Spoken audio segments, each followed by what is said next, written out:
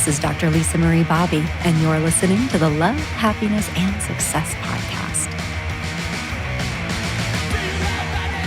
So today we're going to talk about a very important concept when it comes to relationships, but one that is not well understood by many people, and that is emotional flooding and what it does to us. And I tell you what, when I have worked with couples in counseling who really get what emotional flooding is and the impact that it can have on communication, so many things change for them. This is a very important thing to understand. And that is what we're doing on today's episode of the podcast. And I am so pleased to be talking today with my colleague, Lisa Jordan. Lisa is a couples counselor on our team who has a lot of training in this area. She has a ton of expertise in helping couples identify different areas of communication that are problematic and improving them, and in particular around emotional flooding. So I'm so excited to talk with her about this today and to get her to share her great advice with you. So Lisa, thank you.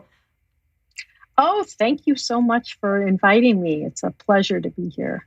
Yeah, well, I really wanted to talk with you about this because lately I have been doing episodes on like these sort of, I almost think of them as like hidden rocks or obstacles. Have you ever had that experience? Like you're sort of in a stream or something, and there's like this stone that you don't see, and that's the one that you like slip on or that you bump your shin on. And there are these things that happen in relationships that are kind of like that. There are these things that like you don't see coming. And I think a lot of people don't understand in the moment what is happening and the major significance of these things. Like recently I recorded an episode around invalidation and how very easy it is to like respond to your partner in a way that makes them feel really bad and like you don't mean to, and it just like can really damage trust and emotional safety over time. And I think that emotional flooding is really one of those. Like people just don't even know that it's there, and it is ruining their relationship nonetheless. So, I couldn't agree more. And I do think that the emotional flooding, that whole term and that idea, is something that people wouldn't initially think about, that they just consider that they're in conflict and they don't necessarily understand how it's kind of part of the dance that they're doing, right? So they're sort of, each person is doing something that pushes it further and further along until all of a sudden it's something that it wasn't in the beginning. Chairs are getting thrown out windows and people are screeching off in their cars very dramatically. I know it can go all kinds of different places. So to orient our listeners, because like emotional flooding, I think it is such a weird and in some ways clinical term, emotional flooding. Like, let's just start with the basics. Like what does emotional flooding mean? What is emotional flooding? Well, when I talk about emotional flooding, what I mean is that when people are engaged in something that will eventually be conflictual, it starts at a point where the emotions are not particularly involved. And with each escalation, blood pressure's going up, the heart starts pounding, and that escalated state where we move into that fight, flight, or freeze, creates something that's very different.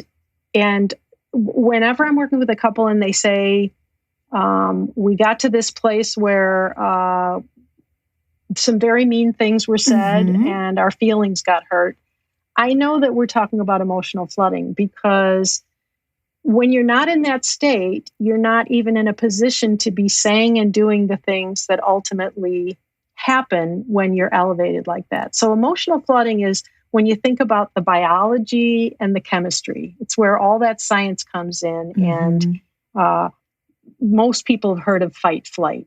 And everyone is a little bit stressed right now. So I think we're all living from time to time in fight, flight, freeze. But that's where the emotional flooding comes from, is if you never are able to kind of discharge that excess stress, and then you move into something that's conflict with your partner, it escalates very quickly, so that you're no longer using the rational, more well thought out part of your brain and thinking about the things that you and I are always trying to teach in couples communication, which is to talk to each other with kindness and respect, and talk to me as though I love you and you love me. And those kinds of qualities have gone completely out the door. So emotional flooding is when that is gone and you don't even know who you are fighting with in that moment. It's not the same loving person that you knew when things were feeling calm and not stressed. Oh my gosh. Yeah. Can everybody relate to this? I can relate to this. I've had that experience when you, like what you're describing is like this physiological activation that happens to us in conflict. It's this fight or flight thing. And our like rational thinking brains just go out the window, and we can say and do things that are shocking even to us. Yeah. Yes. And I think everyone has been there. Everyone has gone there. So I consider in my 30-year marriage that I have a nice, good relationship, and we rarely go there. But of course, we've gone there. And that's why I know what it feels like to be emotionally flooded. Like sitting in that moment where you're just sure that your partner is doing something that's just making it worse and worse and worse.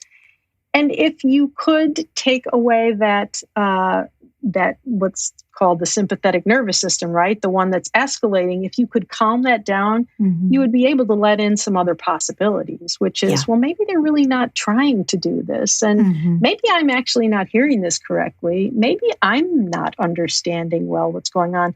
But when two people are emotionally flooded, neither one has the capacity to sort of back down. And so that's why it's so important to become self-aware if you are emotionally flooded, because if one or the other partner isn't getting on top of that, nobody's going to kind of be the wise voice to sort of bring you back down again. Yeah. And it's so hard to do. And okay. Yeah. So let's just get real for a second. Like, we are both marriage counselors. We have both been married for a long time, and like overall good relationships. And I mean, Matt and I have done so much work over the years, and it's been very positive. But I mean, I will still from time to time have these moments where I'm just like, just lose it. I'm like, and like there's this other part of my brain, like I'm a marriage counselor. I know all these things. And there's this little part of my brain that's like, don't say that. Don't do that. You're doing it. You know, it's like but even in those moments, even though like I have all of this information, there's this other part of your mind that is just like, I don't care. And I'm mad right now. I'm going to tell you all about it. And I'm going to be, mean and say all these things. And it's like, you can't help yourself. Yeah, no, it really is. And I think it's actually a good thing, because when it happens, I recognize in myself how easy it is to go there if just a couple things aren't going well, right? So we're all that close. And maybe you and I, maybe we recover a teeny bit faster just because we're recognizing it. I don't know. But we can go there just as much as anybody. And I think it's just about having those tools. And I will say that optimism, that confidence that comes from long-term relationships is, wow, we have been through this and we've weathered this. So this is very familiar. And then we can laugh about it. And I think also having that really strong muscle to apologize. I can apologize a lot better now than I could when I was married for a year or two, and I was sure that I was right about everything. And the longer I stay married, the less right I am about everything, which has been really healthy in marriage. I love it. To be less certain about your rightness in things is tremendously healing, I think, in a relationship. Yeah. couldn't agree. I think of it as healthy humility, and I can so relate. And I also agree. I think I'm much better than I used to be too. And I think, that self-awareness that you're describing and understanding, like when you are starting to get elevated is hugely helpful. And so I do want to talk about those strategies, because I don't want to leave people with this idea that this is going to happen no matter what. Like it really does. It really does get better. But I just want, it's so easy to fall into. And going back to one of your points, because I think that this is important to talk about more, is what actually changes in our brains and in our internal process. I remember once being at a train. Did I ever tell you that Matt and I, for a while, were foster parents? No. Did I ever tell you that? Yeah, we did it. We did it for a few years. It was an incredible experience. But I remember being at this one training, which was so good, where the trainers were explaining these concepts. And, I, having been to counseling school, had learned about it in like a different way. But they they talked about this in such a, I think, accessible way, because they were trying to educate foster parents about what happens, particularly with traumatized children who can, really have like big responses. And so I know that this is audio, but right now I am holding up my closed fist. If you can imagine, my fingers are facing Lisa and my thumb is closed in my hand. And what they talked about is that our lids get flipped. So I just lifted up my fingers. And what they were trying to illustrate is that there's actually this part of your brain. I believe it is the amygdala. Don't I think you're right. Fact check me on that. But then that when we become in this like super fight or flight space, that the amygdala becomes like where you're operating from, which is the seat of emotion, and this like other part of your brain, the neocortex, which is usually the part of you that is in control. It is the part of us that thinks rationally. It is the part of us that processes language. It is the part of us that is the most human part of us in some ways. Like it has compassion for other people.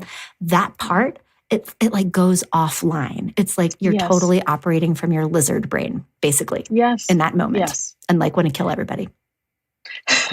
Well, that's exactly right. And, because we have those different parts, that whole limbic system that's there, that's kind of the survival piece of us that is for millions and millions of years has been there. And when we had to flee from the saber-toothed tiger, we needed to have that fight-flight response or we wouldn't survive. So it's adaptive. And now in modern times, we rarely have situations where we have to flee, but our brains are still doing it. They're still going there. And as you say, like, the prefrontal cortex, that part that is developed, that is rational, it goes offline, and we're left with overwhelm. And so when that flooding happens, our brains are searching for the danger.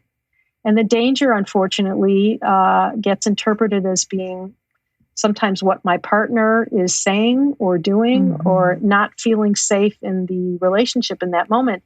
And I think one thing that I didn't mention about flooding is that it's not always looking like escalating conflict. We have people who dissociate, who become so shut down that they can't speak at all.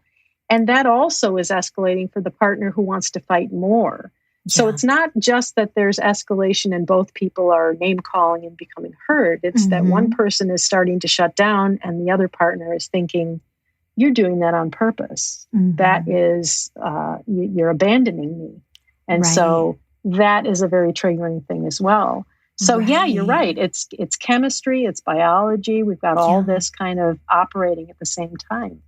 And based on what one's reaction is, when you go out of that resilient zone, up above it, you may get panic attacks or anxiety or extreme anger. And if you kind of get bumped out down the other way, for some people, that looks more like depression or dissociation or not really being able to engage at all in conversation. So people are shut down in different ways. That's interesting. And I think if I'm remembering correctly, I believe, and you would probably have a lot of insight into this because I know that you're a Gottman certified couples counselor. And so for our listeners who may not be familiar with their work, the Gottmans have done just an enormous amount of research into relationships and healthy relationships versus, the kinds of behaviors or ways of communicating in relationships that are known to create issues. And can you speak a little bit? I believe that they did some research around the impact of emotional flooding in those relationships, and particularly in that the piece of shutting down, that some people really, when they start to experience this internal flooding, just like stop interacting, Can you talk more about that and what you've seen happen with that in your couples? Yeah. So it's not unusual that when a client, a partner in a couple is talking about what happens to them when there's a lot of conflict, is that they will say, I get to the point where I can't talk anymore and I go away and I don't come back for 3-4 days. So they're just not speaking to their partner for days. They don't know how for days. They don't know how to reconnect. They get lost in the finding their way back. And so I think what the Gottmans did so well and gave us all these tools to help couples with is how to kind of find your way back without using the strategy that you have because it's the only one you've got. And using something else so that you don't have to suffer, because the relationships are suffering so much from that kind of shutdown or moving away from each other. And in my experience, when couples are escalated and they're having conflict, they may be yelling, they may be saying hurtful things. They move away from each other and both feel abandoned, but maybe for different reasons. One, because there's just not enough safety in the relationship to stay present and they're kind of have to check out. And the other, because their partner walks out of the room and won't stay to, as they say, finish the argument. But of course, what does that mean, to finish the argument? And the Gottmans talked about having like a blood pressure cuff.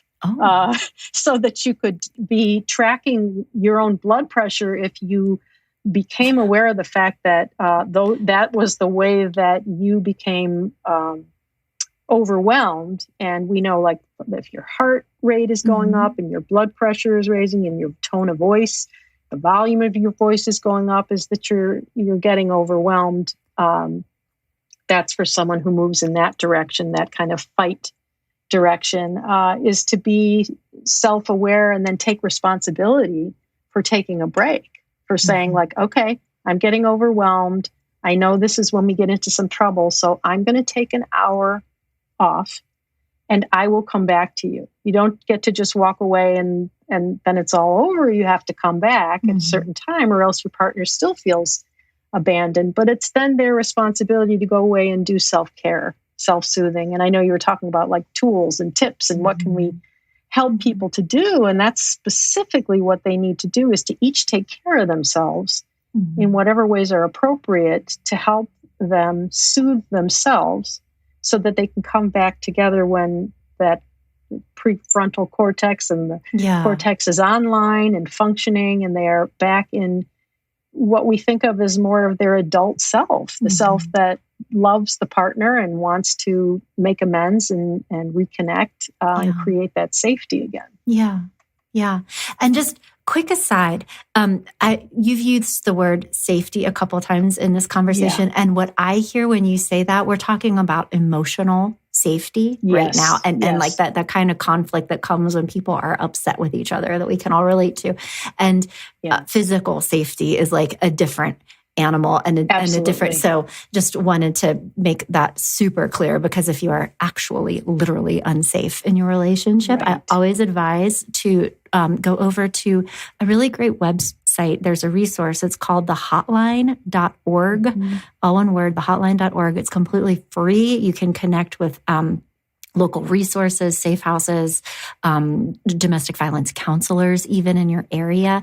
And just so, if somebody's actually in danger, please take care of yourself. And Lisa and I are talking about that emotional safety, which is very common. I mean, just as you're talking, I think so many people can relate to this experience. And I think it's so interesting to consider that some people, when emotional flooding happens, they become escalated, they get yelly, they say mean things, and other people really kind of like withdraw into themselves. But what is fascinating is just what you brought up about like the Gottmans actually making people wear blood pressure cuffs, because what it implies is that people don't actually recognize how physiologically elevated they are becoming without that data. Like, oh, my blood pressure is 140/90 right now. It's like, is that what they're doing with that? That people needed to like see that because they didn't know it was happening? Is that? Say more about that. That's fascinating. Well, I think that that's a reflection of how we're not as self-aware as we may hope we are. How dare you? I won't say that, I'm just kidding. It's just that we can get there, we can go there so quickly without self-awareness, and that maybe this slows down the process enough that someone is really forced to be conscious of what's happening in their body. So many people are living in their cognitive self, the thinking brain, so much of the time that the physiological piece, that felt sense being back in your body, and we know that for people who've had trauma, is that they leave their body very quickly, right? So they're out of there very fast. And so I think that the idea of the blood pressure cuff is great. I think just the suggestion of it might be enough for people to check in with themselves, like, what is my heart pounding? Is my breathing short? What am I feeling? To just really check back in with your body. What's happening in your body right now? So that ideally people don't have to go out and buy the blood pressure cuff, but it's enough of a suggestion to sort of say, hey, where are you at right now physically? Yeah. Because that's going to have a lot to do with what comes out of your mouth next. Totally. That is such a great suggestion. And like when I even reflect back on my evolution over the years, I think that is the biggest difference. Like compared when I was probably in my 20s, I would, there would be an external circumstance that would make me feel angry or upset, and then I would react to it, right? And not have that self-awareness in the middle. And now as an older person, I think what I can do is say, I am getting really elevated and I'm probably not in a good place to have a productive conversation right now. Like I'm having that internal conversation with myself. Like I stop trusting the ideas that I'm having. I stop trusting I should say this. Like, and it's like the psychological distance. But not with a blood pressure cuff. Maybe I should, my husband will be like, what are you doing? Can I throw the blood pressure cuff at him if I get, no, okay.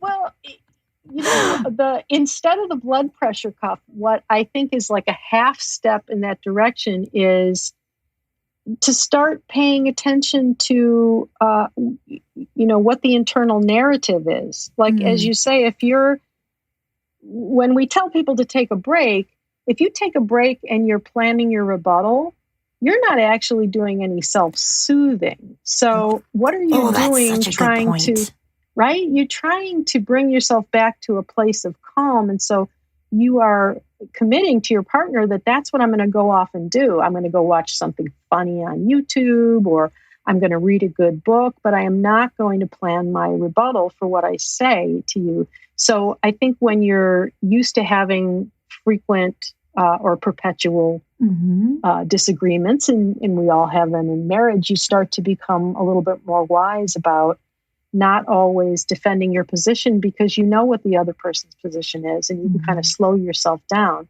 And I think for younger couples, as they are discovering that they have perpetual problems, they don't know that that's going to stick around. So they think that they can fight their way through it. And really, it's to agree that these things are going to be there, and we can create a much healthier relationship with those issues. And we can do it in a way that's very self-aware. And hopefully it makes these escalations kind of diminish, and that gives people confidence that it won't always be so hard. Wow. Okay, so you're talking about something so profound right now, and I want to make sure that our listeners, because we sort of just shifted into this other, really important idea that's come out of Gottman research, which is the idea that all couples, the happiest, healthiest, strongest, most brilliant couples in the universe, have perpetual problems. And these, well, here, you can talk about it better than I can. What is a perpetual problem? It's right. Well, those are just the things that we all have in relationships. We don't think of that as what's wrong with the relationship. It's that if you're in a relationship and with another human, with another human being, yes. And I think and the Gottmans are so good at this. So 69% of our disagreements are perpetual. And that just runs along the lines of maybe I'm a very neat person and my partner is very messy. And we're never going to be different people. So we're always going to have that on the back burner, whether or not that's entering into our issues. We can do things about that, accepting that may be a perpetual piece of what we're dealing with, and also have a little bit of a sense of humor around it. And it's not that it works 100%, but that if we know that the 2/3 of what we go through in life are the problems of just being in relation with other people, we might as well focus our attention on that 1/3 of problems that are actually solvable. And kind of create some space around the rest of the stuff and make it more workable or negotiate for how we want to deal with things. I tend to be very focused on the financial piece and making sure our bills are paid and all of those things. And I've learned throughout the years that if I'm better at it and I don't mind it, why don't I just do that? Right? And it has created such peace of mind in my household. And so that's what I recommend to other people is if there's something that you're good at and you don't mind doing it, go ahead and take it, because you don't have to make everything 50-50 out of this sense of obligation that we're demonstrating that everything is split down the middle. Right. Or like going to war, trying to make your partner be like you and be good at doing bills and things. And this so funny. I did a podcast episode recently that spoke about this. And I think the title was like how to appreciate the partner that you have. And it was on this topic of like, how do we just accept the humanity of our partners for who and what they are and learn how to like appreciate it as opposed to being angry with them for not being different. And this is just so significant because if 69% of all the conflict that couples have is due to these unsolvable problems, like just knowing that helps you like put down the battle axe and look at it differently. But you said I just was so struck by what you said when you were like, so many young couples think they can fight their way through that. Yeah. Would you say more about what you see happening with people who like just haven't understood what's going on in the way that you see just from by virtue of your wisdom and perspective?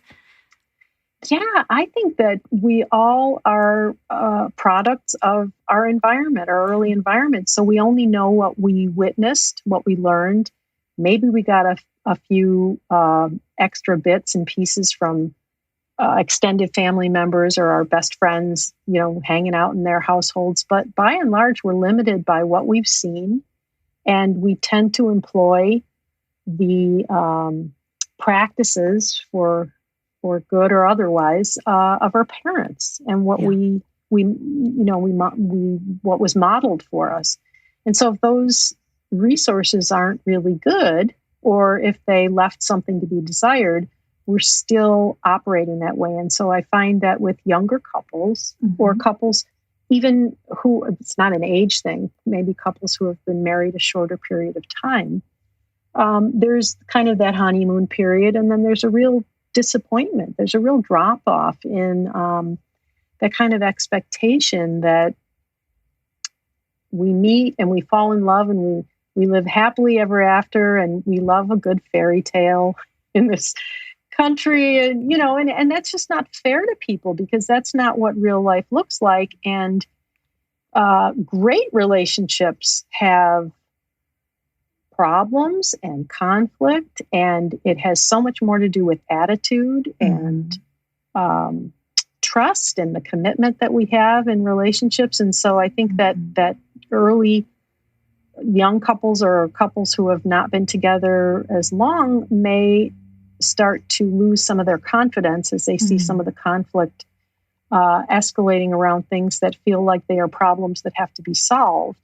And it can be really a relief and very freeing to understand that all couples have disagreements and problems. And it's more about the process of working through and partnering and deciding how you want to navigate than the content itself.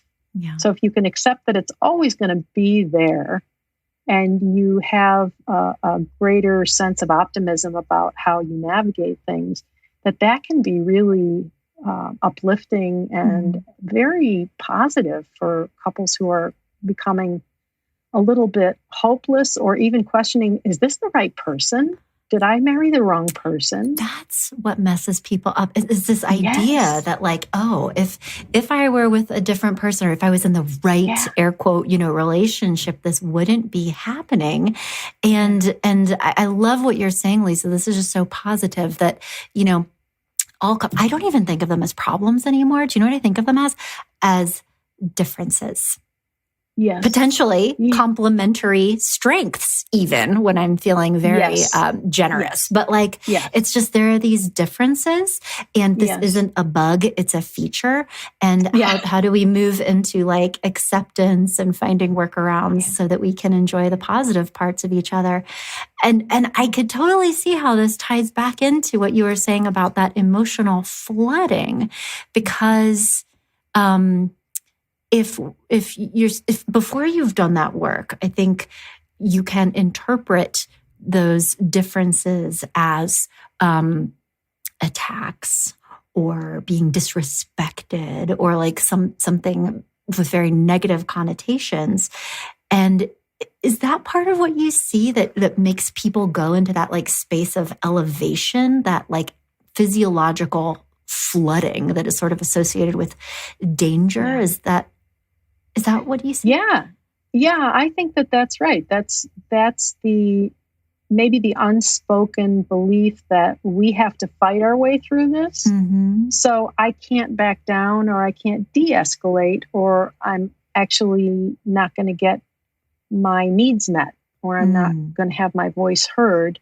So the way through it is kind of, and again, this ties back to whatever you might have seen in your household growing up, is if you saw parents who fought, and as a young child, you believe that your parents are perfect and they're showing you perfect examples of love and what love looks like. And so that must be what we do to work through our differences. And I think what we're there to do is to help people see, as you say, that there's a totally different way of approaching it and perceiving it. And I love the idea that you described about differences, because that absolutely is such a healthy way to kind of embody what it means to be in a partnership. Is let's look for the positives.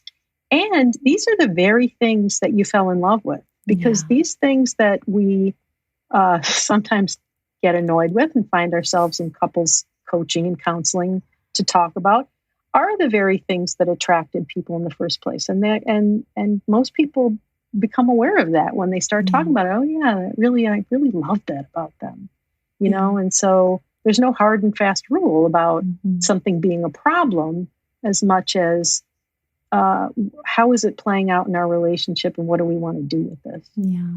Oh, Well, and I think that's a real goal that we can all work towards in our relationships. I mean, that what you're describing is like kind of that golden, place that I think really healthy long-term couples do finally, arrive into, where there's a space of understanding and acceptance and even appreciation for those differences. And even though that, air quote, perpetual conflict maybe is still there, it's no longer a problem because it's just sort of who they are. And I'm not going to take that personally. And there are all these positive, like there's this real shift into this more an unconditional kind of love sort of space.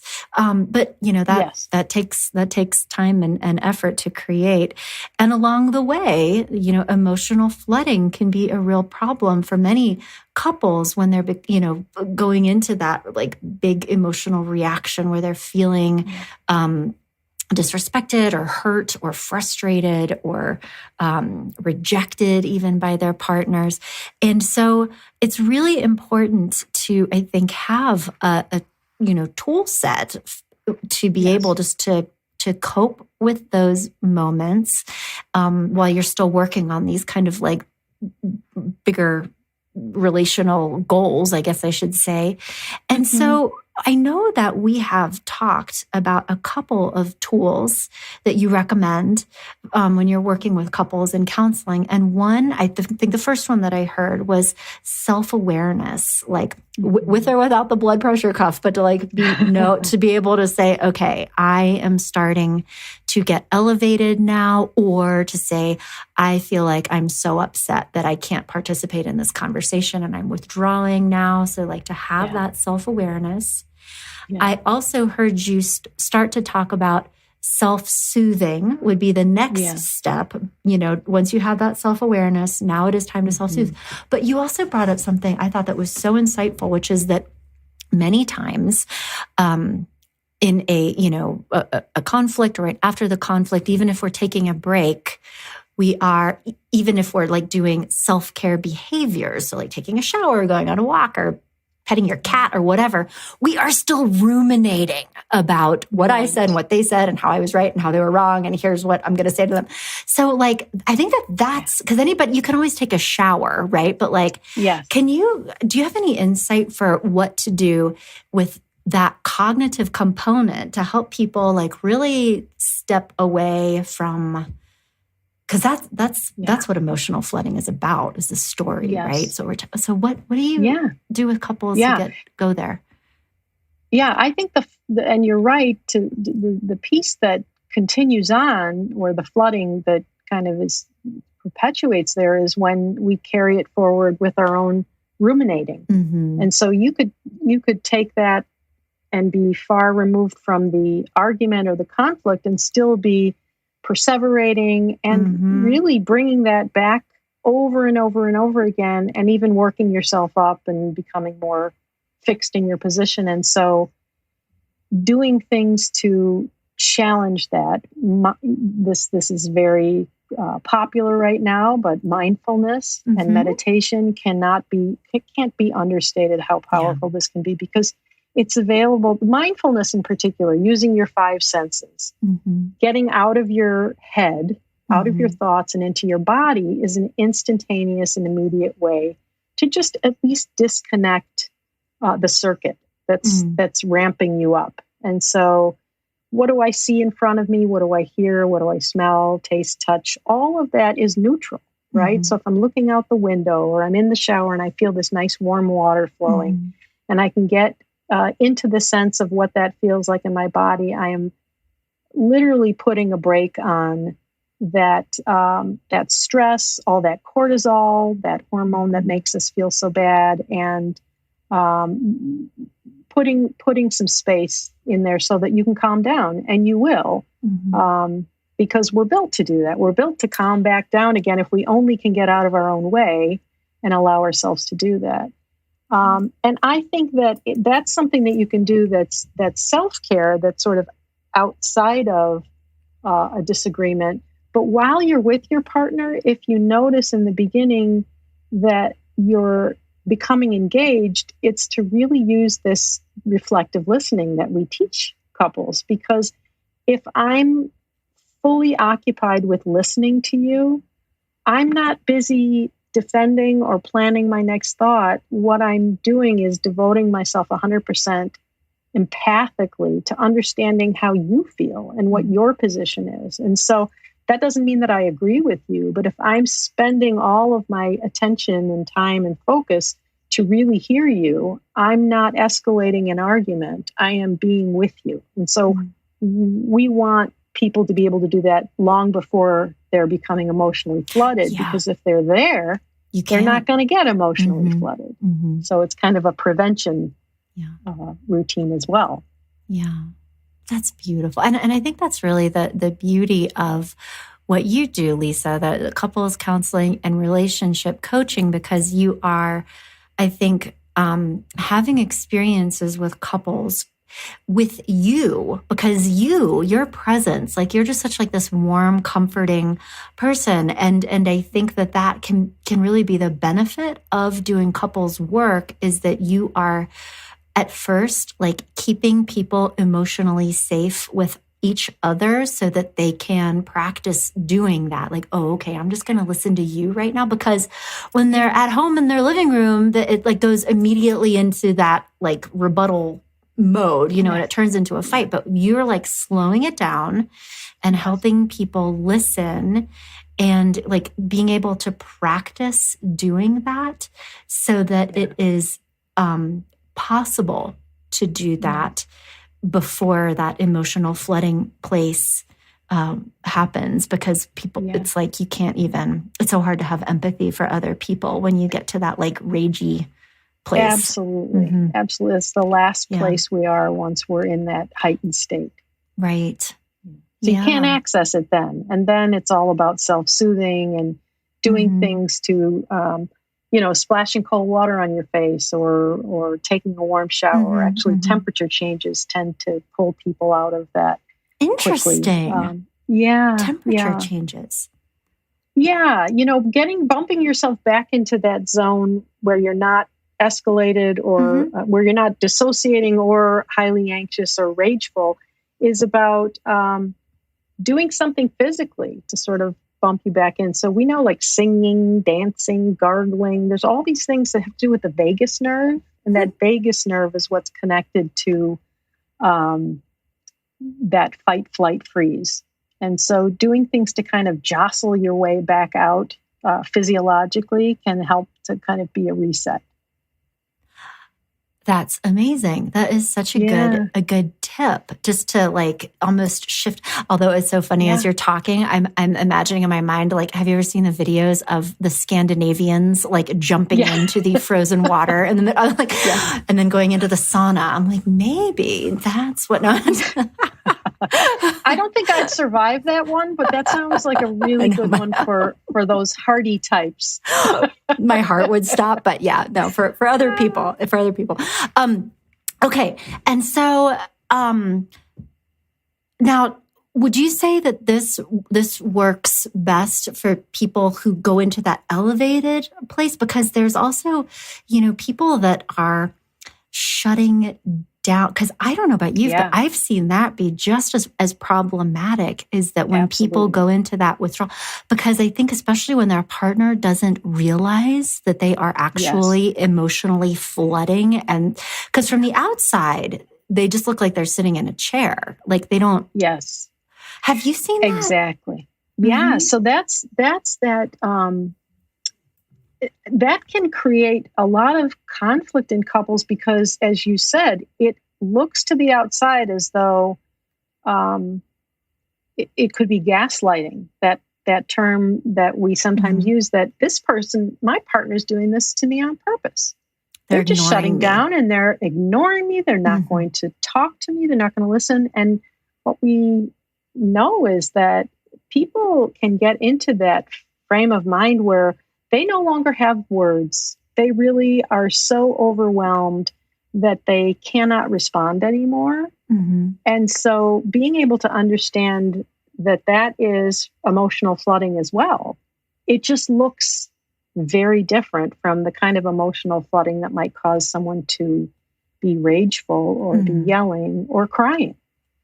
And so that is a very real thing, is that people can become so emotionally shut down or dissociate because this could be very frightening for them or just extremely uncomfortable. And that's where they go when things get emotionally flooded, is that that they go offline in that direction. Go offline.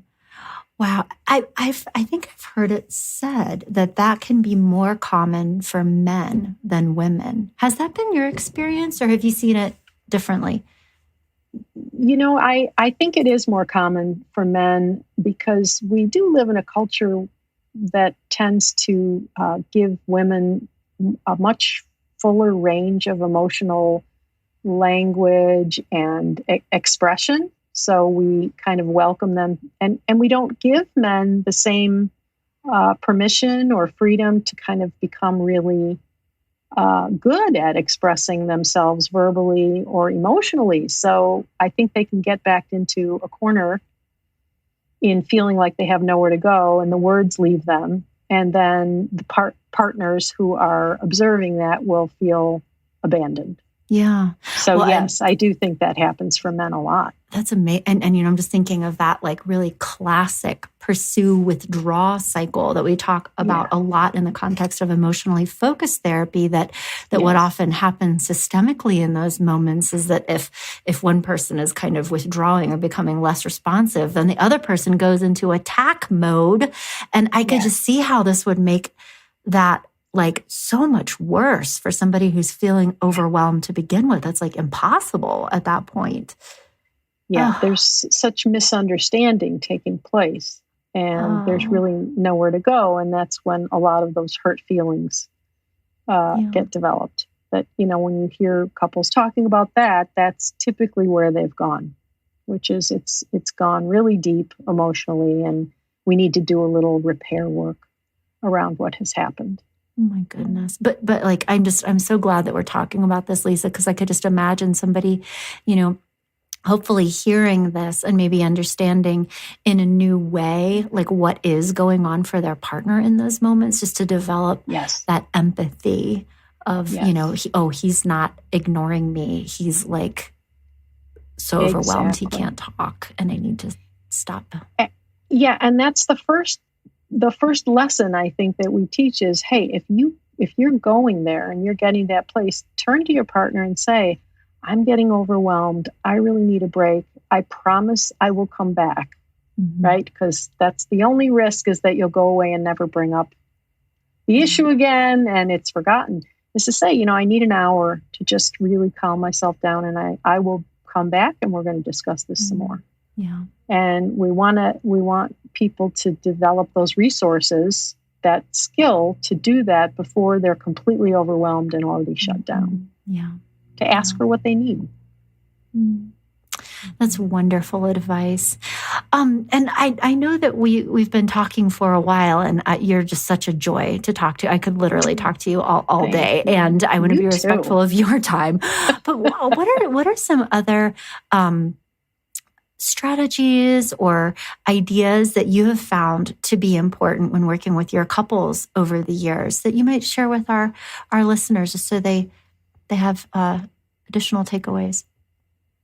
Yeah, I think, what tends to work really well in my experience with couples is to see if there's a little bit of a window that we can open for questioning one's own absolute beliefs, right? So if you can, even when couples are very polarized in their beliefs about something, if you can allow yourself to think about the situation that you're in and believe for a moment that it might not be true the way you're seeing it, that it might not be 100% accurate, that kind of gives you this potential for softening around something that may feel completely intractable, right? So to work with someone around the belief that maybe I'm not 100% right.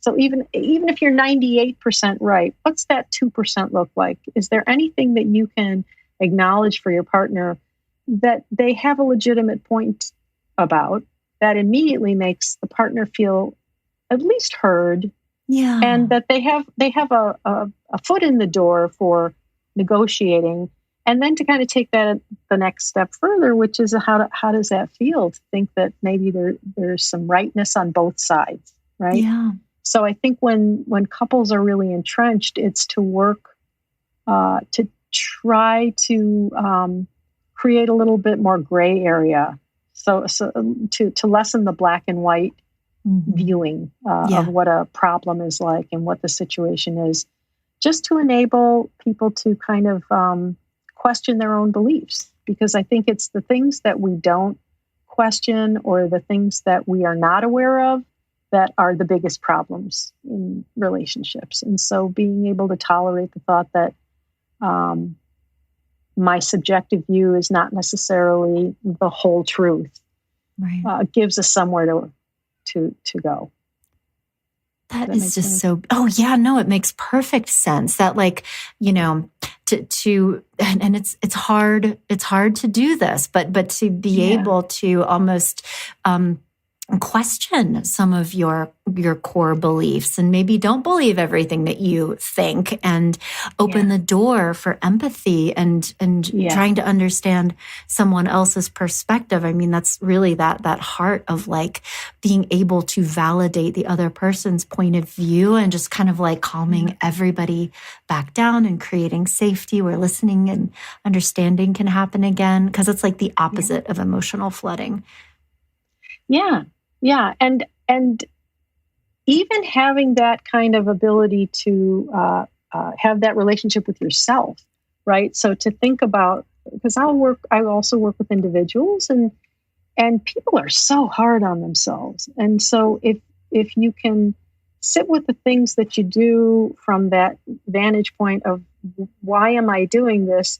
There's probably a good reason why you're doing the things you're doing. And so instead of just completely tearing yourself apart and beating yourself up for what your habits are or what you've done in the past, is to sort of look at that and say, how has that been a help? How has that been adaptive? How did that help you survive? How did that help you stay in this relationship? And so you may choose not to engage in that anymore, but there's something about that helped you to get by. And so kind of helping people to just feel more comfortable in themselves for showing up and bringing up whatever is coming up. And, you know, I think that's part of the job that we do, is to help people kind of accept themselves and appreciate all the parts for being there for a reason.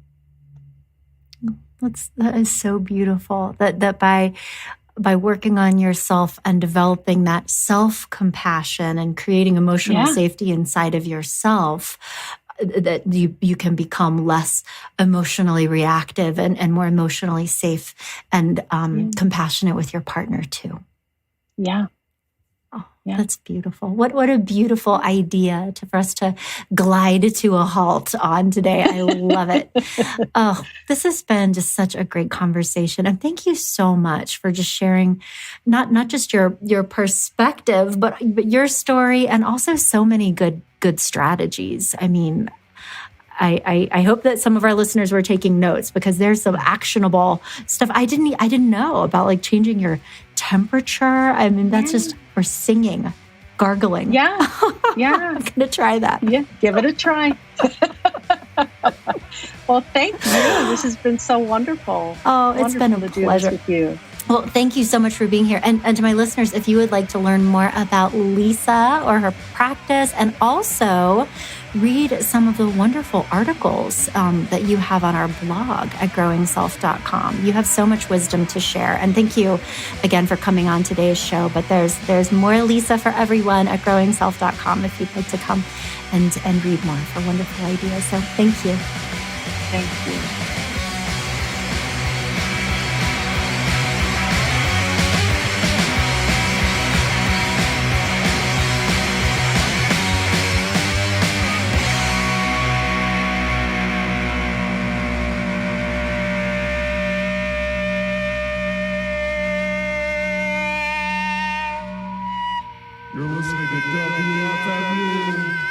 $100.